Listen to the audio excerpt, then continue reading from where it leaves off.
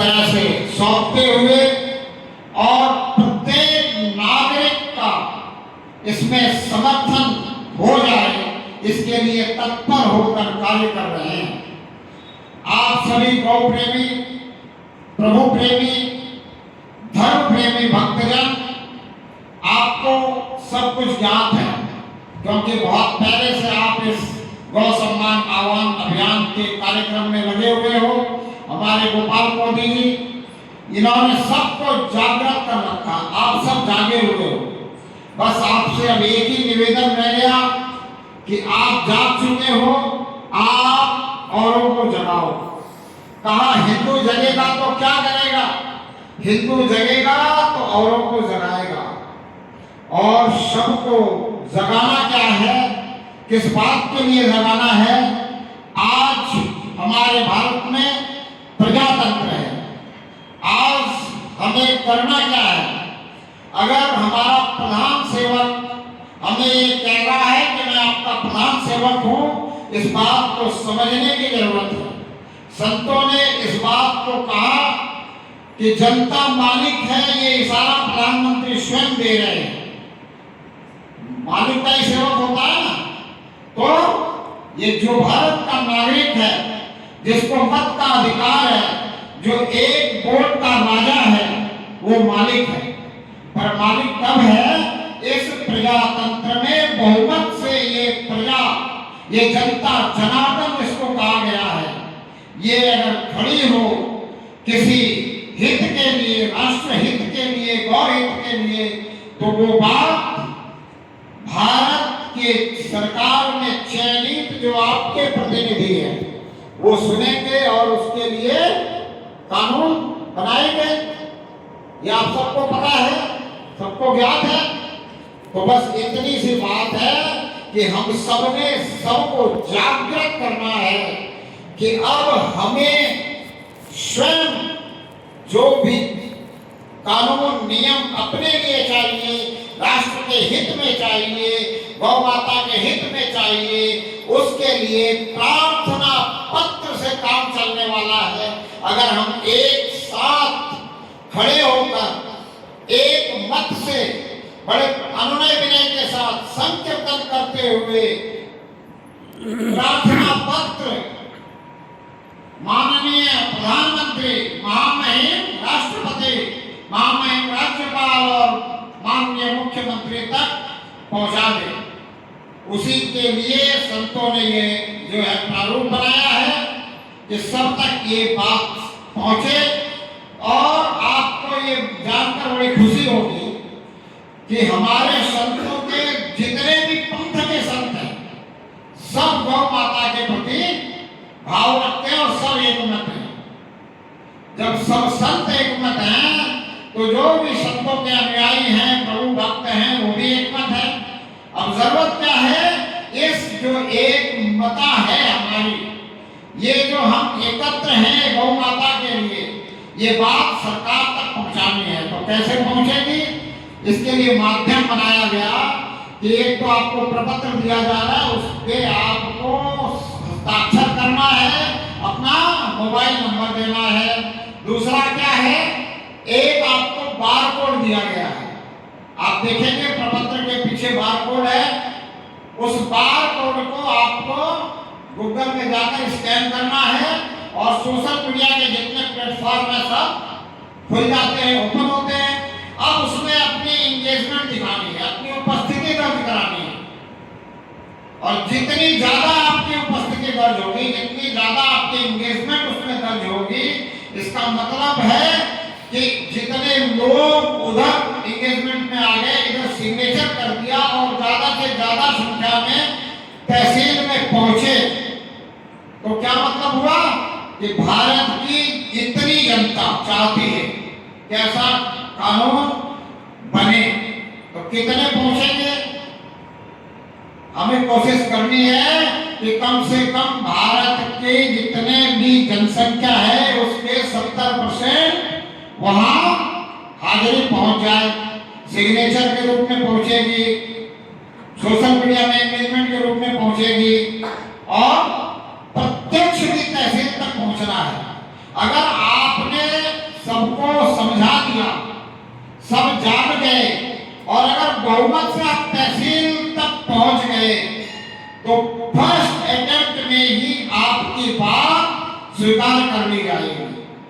कर ली जाएगी कि नहीं कर ली जाएगी?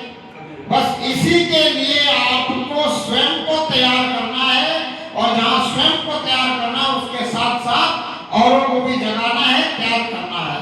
ये कार्य हम सब कर रहे हैं, आप भी कर रहे हैं और तत्परता से करेंगे। और जो नहीं कर रहे हैं उनसे भी निवेदन है कि अगर गौ माता से प्रेम है, गौ माता के प्रति आपके हृदय में श्रद्धा भाव है, तो इस कार्य में आप लग जाएं। और अगर आप इस कार्य को करते हैं तो आपके पूर्वजों के लिए भी बहुत बड़ी श्रद्धांजलि होगी। क्यों? क्योंकि हमारे पूर्वज जो भारत को सोने की चिड़िया बनाए, वो गौधन के कारण ही संभव हुआ। हमारे पूर्वजों के पास जो संपन्नता थी वो किस कारण थी? इस गौधन के कारण थी। भारत गांव का देश, इस गांव के देश में कृषि का ही कार्य था पहले, और ये कृषि पूरी गौधन पे आधारित थी। तो अगर हम इस गौधन को बचाने का काम करते हैं, हमारे इस पूज्य माता को बचाने का काम करते हैं, तो इसमें हमारे पूर्वजों को भी बहुत बड़ी श्रद्धांजलि हम अर्पित कर रहे हैं। ऐसा हम पूरी तरह से आश्वस्त हो जाएं। और इस गौधन को बचाना इसलिए भी जरूरी है क्योंकि आगे आपको कृषि में भी सब कुछ ऑर्गेनिक चाहिए, चाहिए कि नहीं चाहिए? वो कैसे होगा? इस गौ माता के गोबर से और गौ माता के मूत्र से होगा। यहाँ बीमारी हो तो इलाज भी गौ माता के मूत्र से हो रहा है, बीमारी ना हो इसके लिए भी गौ माता का गोबर और गौ माता का मूत्र ऑर्गेनिक खाद के रूप में अपने खेतों में चाहिए। आज हमने जो खेती से अनाज उपजाया है, जो हम खा रहे हैं, वो हमें बीमार कर रहा है। अब बीमार करने के बाद हमें उपचार करने के लिए जरूरत पड़ रही है। अगर हम ऑर्गेनिक खेती का भोजन मिलने लग जाए हमें, तो हम बीमार ही नहीं होंगे। तो अगर स्वस्थ रहना है, निरोगी काया रखनी है, तो भी हमें क्या जरूरी है? गौ माता का संरक्षण जरूरी है, गौ माता की सेवा जरूरी है, गौ माता की सुरक्षा जरूरी है। इसलिए संतों ने आपसे निवेदन किया है। संत आपको जनता जनार्दन समझ करके आप तक निवेदन कर रहे हैं, जबकि हम और आप ये कहते हैं कि हमें तो संतों का आदेश होना चाहिए। तो संत अगर निवेदन कर रहे हैं आपको जनता जनार्दन समझ करके, आप इसको अगर संतों का आदेश मान करके पूरी तत्परता से लग जाएंगे, तो ये बात सफलता की ओर अग्रसर हो जाएगी। गौ माता सुरक्षित हो जाएगी, गौ माता सड़कों पे नहीं दिखेगी, गौ माता सड़कों पे नहीं रहेगी तो एक्सीडेंट से नहीं मरेगी। गौ माता के लिए अगर अभ्यारण्य होगा, गौ माता के लिए विशेष व्यवस्था होगी, तो गौ माता पॉलिथीन खा करके मृत्यु के कागार पे नहीं जाएगी, मृत्यु के घाट नहीं उतरेगी। ये बात हमारी अगर समझ में आ गई तो हमें करना है बस दूसरे को समझाना है। हम अगर जाग गए तो हमें दूसरे को जगाना है, और जितना हम एक दूसरे को जगाते रहेंगे चैन बन जाएगी। अगर आपने एक को जगाया, उसको आपने कह दिया कि भाई तू भी जगा, वो भी जगाए, और भी जगाते चले जाएं, तो 1 से 11 और 11 से लाखों करोड़ों की संख्या होने में देरी तो नहीं लगेगी। अभी भी हमारे पास समय है, 38 दिन है 27 अप्रैल को, है ना? तो इस 38 दिनों में 27 अप्रैल के पहले हम ये कार्य करें। खुद जगे हुए हैं, दूसरों को जगाएं, सबको ये बात बताएं। और ये इतना सुंदर अभियान जिसमें कोई किसी प्रकार से अग्रणी नहीं है, किसी का नाम नहीं है, किसी की फोटो नहीं है, कोई संस्था नहीं है, कोई ट्रस्ट नहीं है, कोई संगठन नहीं है। क्यों नहीं है? क्योंकि संतों को विश्वास है कि प्रत्येक व्यक्ति गौ माता से प्रेम करने वाला है। भारत का प्रत्येक नागरिक गौ का सेवक है, गौ का संरक्षक है, और प्रत्येक व्यक्ति स्वयं स्वेच्छा से आगे बढ़ करके इस अभियान में पूरी संलग्नता के साथ लग करके और इस अभियान को सफल बनाने के लिए अपने पूर्ण प्रयास करेगा। तो इसलिए आप सभी को ये करना है और दूसरों से भी ये करने के लिए आग्रह करना है, निवेदन करना है और हमें बिल्कुल प्रेम पूर्वक सब कुछ करना है। किसी प्रकार से कोई भी हमें दूसरी क्रिया प्रतिक्रिया नहीं करनी है। हमारे संतों ने एक समय निश्चित कर दिया, 27 अप्रैल 11 बजे हमें तहसील में पहुंचना है। उसके पहले हमें ये कोशिश करनी है कि कहीं आधा 1 किलोमीटर दूर कोई ऐसी व्यवस्था बनाएं जहां हम लोगों को पहले आमंत्रित करेंगे। वहां से हम सभी संकीर्तन करते हुए गोपालों के साथ में छोटे छोटे बच्चे को कृष्ण और राम के रूप में, क्योंकि हम राम और कृष्ण के वंशज हैं, राम और कृष्ण की हमारी सभ्यता संस्कृति है, तो उनको साथ में लेकर के गौ माता और नंदी को साथ में लेकर के तहसील में पहुंचेंगे। प्रार्थना पत्र दे करके वो प्रार्थना पत्र जो है फिर हम वापस उनसे साइन करवा के ले लेंगे। बस इतना सा कार्य अगर हमने पूरी जोर शोर से संख्या बल के साथ कर दिया तो यहाँ से ये कार्य अगर शुरू होगा तो आप विश्वास करेंगे आज गौ हित का कार्य होगा, आगे राष्ट्र हित के भी अनेकों कार्य होंगे और इसी तरह से आप राष्ट्र हित के जो कानून आपको चाहिए, जनसंख्या नियंत्रण कानून और उससे आगे बढ़ करके समान नागरिकता के लिए समान नागरिक कानून चाहिए, आपको कॉल टू रिकॉल चाहिए और जो भी कानून चाहिए आप सब राष्ट्र हित में बनवा सकते हैं और अपने राष्ट्र धर्म को निभा सकते हैं।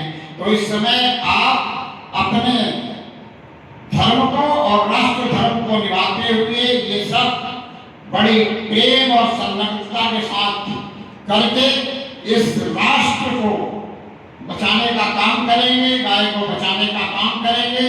गाय बचेगी तो राष्ट्र बचेगा और अगर गाय नहीं बची तो क्या होगा? संतों ने ये निर्णय लिया है कि गाय तो बचेगी ही बचेगी, इसलिए ये मत सोचो कि गाय नहीं बचेगी तो क्या होगा, ये सोचने की जरूरत नहीं है। इसके लिए संतों ने पूरी योजना बना ली है कि अगर 27 अप्रैल को नहीं हुआ तो हम 27 जुलाई को वापस जिला धीश के पास जाकर के, जिला मजिस्ट्रेट के पास जाकर के अपना प्रार्थना पत्र देंगे। फिर भी नहीं हुआ तो मुख्यमंत्री राज्यपाल के पास जाएंगे, प्रधानमंत्री और अपने महामहिम राष्ट्रपति के पास जाएंगे और उससे भी अगर बात नहीं बनी तो संतों ने तो यहाँ तक निर्णय किया है कि हम स्वयं 5-5 संत जो है वो अनशन पे बैठ जाएंगे, हम जल अन्न त्याग देंगे और अगर एक भी संत वहां से शरीर पूरा कर गया तो उसकी जगह दूसरा संत जो है वो जगह ले लेगा। पर अगर आप संत प्रेमी हैं तो आप ऐसा समय आने ही नहीं दोगे। फर्स्ट अटेम्प्ट में 27 अप्रैल को ही आप इतनी ऐसी अपनी उपस्थिति दर्ज करवा लोगे कि बात पहली बार में ही बन जाएगी। First impression is the last impression.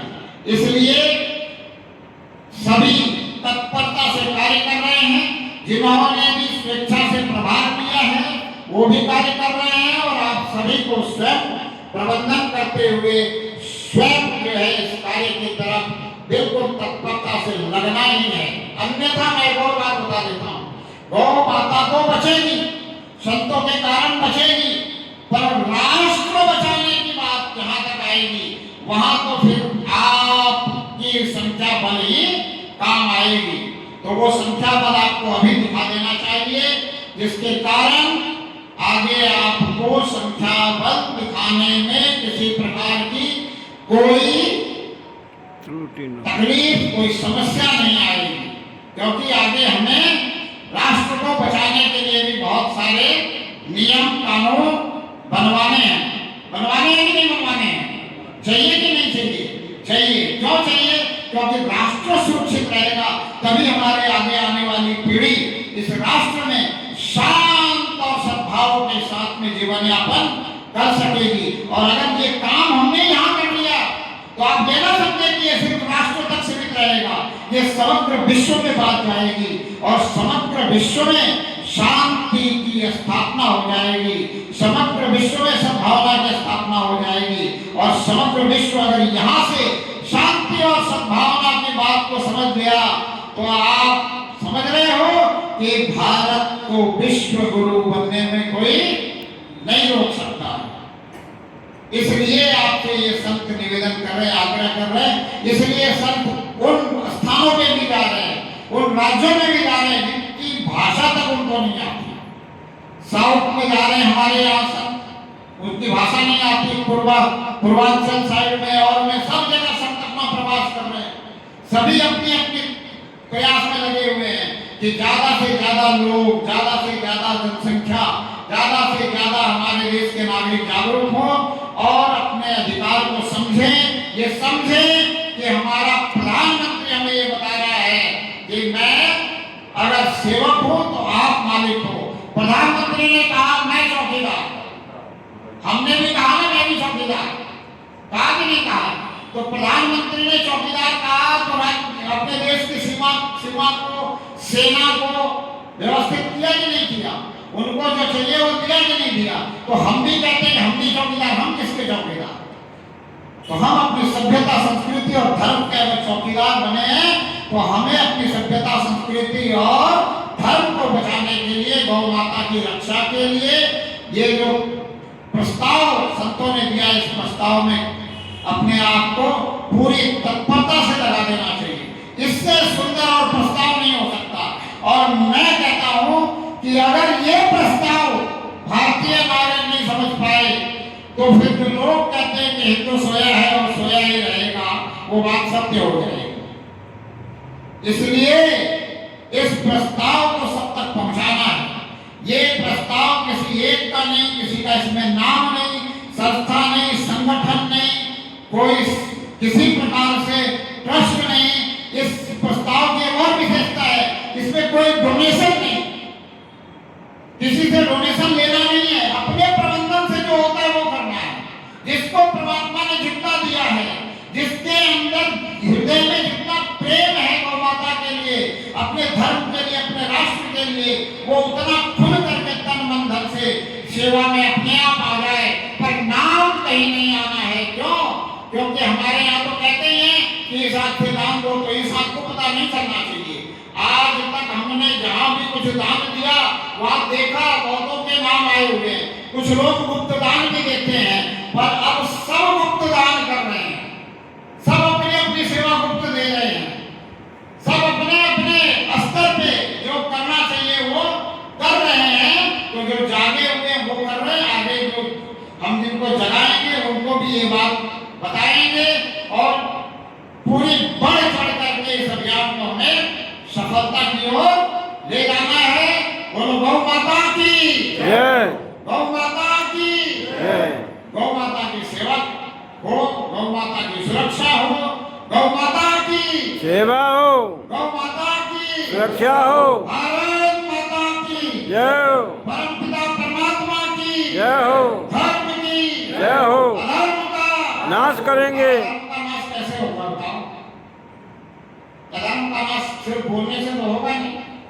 हमने बहुत बार कहा होगा अपने जीवन में कि धर्म का नाश हो गया। क्या धर्म का नाश नहीं हुआ?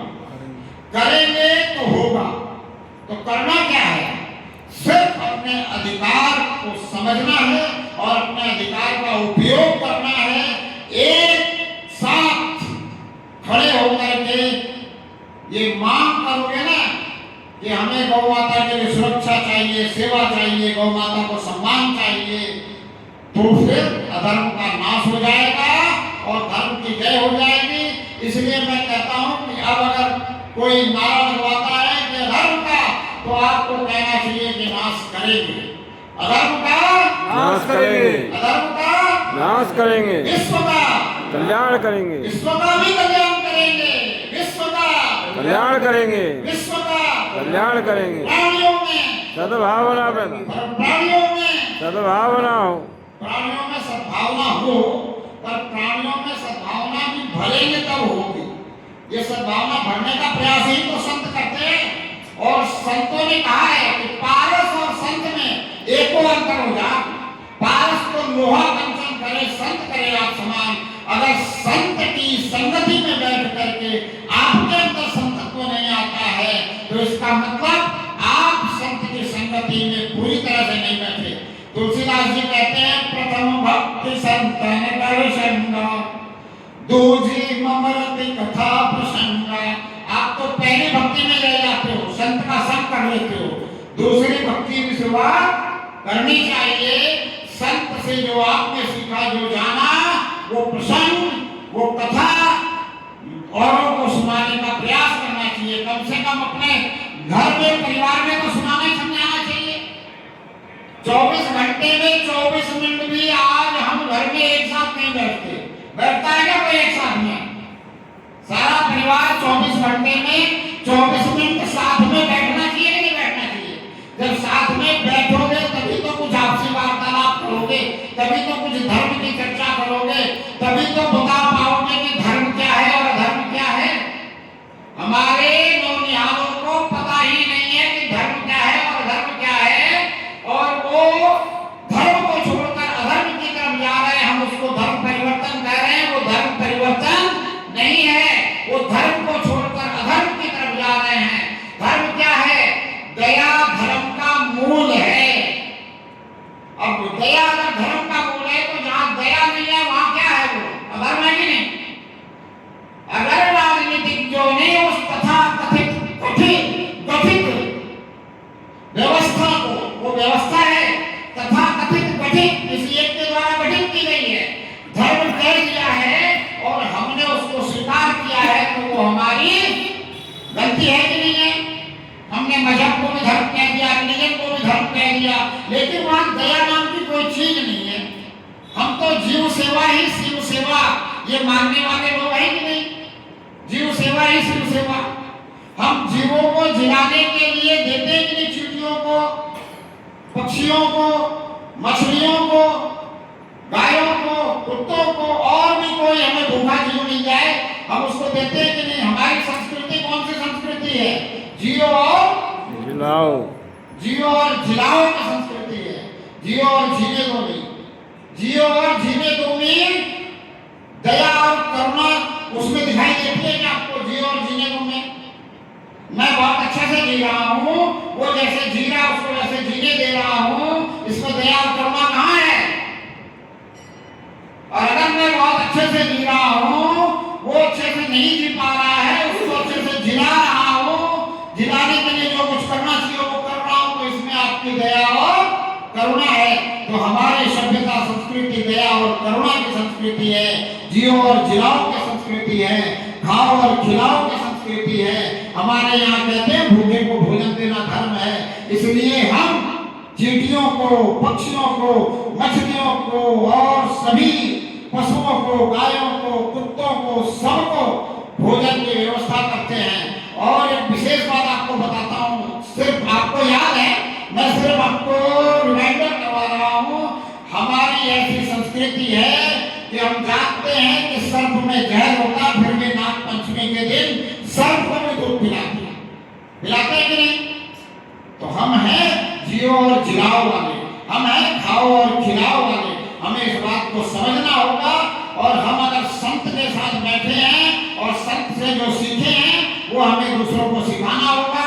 तो आज आपके अगर बात समझ में आई है, गौ माता को बचाना है, गौ माता की सेवा सुरक्षा होनी चाहिए, गौ माता को सम्मान मिलना चाहिए, तो आप भी अपनी तरफ से गौ माता को बचाने के लिए दूसरों को जगाने का पूरा प्रयास करेंगे। आप ये नहीं कहेंगे कि कैसे होगा। मैं कहता हूं कि अगर आप लग जाओ तो हो जाएगा। निगेटिव मत हो, पॉजिटिव हो जाओ। आपके अंदर अगर पॉजिटिविटी आ जाएगी, हो जाएगा। आपने अगर रोज एक को जगा दिया और उससे भी कह दिया कि तुझे आगे रोज एक को जगाना है, तो हो जाएगा कि नहीं हो जाएगा? हो जाएगा। बस इन्हीं शब्दों के साथ आपको पूरा जागरूक समझ करके मैं आपसे शब्दों के साथ विश्राम देता हूं, पर हमेशा परमात्मा आपके साथ है ये आपको पूरी तरह से आश्वासन देता हूं, आप इस कार्य में लग जाओ। करना परमात्मा ने है, आप ये समझो कि परमात्मा आपसे करवा करके ले लेगा। बोलो गौ माता की जय, भारत माता की जय, परम पिता परमात्मा की जय। अभी हमारे बहादुर सिंह जी जिन्होंने स्वेच्छा से राज्य का प्रभार किया है और इस मिशन के लिए पूर्णतः समर्पित है, हम इनको श्रवण करेंगे। हाँ जी।